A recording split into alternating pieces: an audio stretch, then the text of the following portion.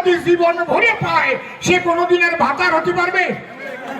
BJP সভা মঞ্চ থেকে অশ্লীল ভাষা ব্যবহার করাই আবারও আলোচনার মুখে হরিণঘাটার বিজেপি বিধায়ক অসীম সরকার।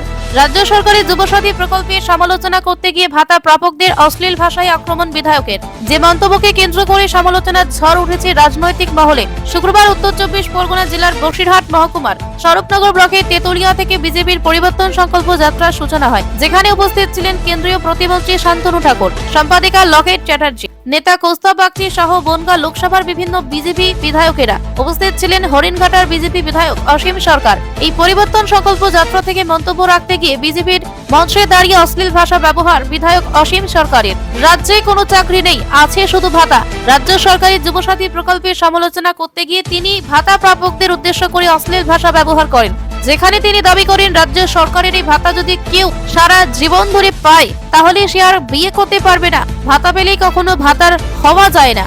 কি করেছেন? 1500 টাকা করে যুবকদের দেওয়ার ব্যবস্থা করেছেন।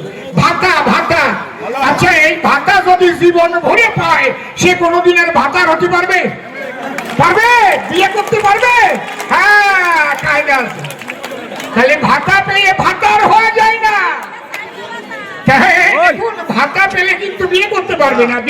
অসীম সরকারের এই মন্তব্যের পরে সমালোচনার ঝড় উঠেছে রাজনৈতিক মহলে।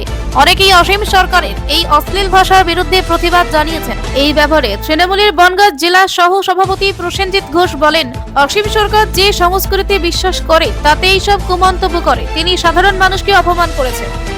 আসলে অসীম সরকার তারা যে সংস্কৃতি বিশ্বাস করে সেই সংস্কৃতিতেই ভাতা সম্পর্কে এই কথা বলেছেন। উনি এটা অনেকের ক্ষেত্রেই উনি যেটা বলেছেন সেটা অনেকের ক্ষেত্রেই উনি তাই এই কথা বলেছেন।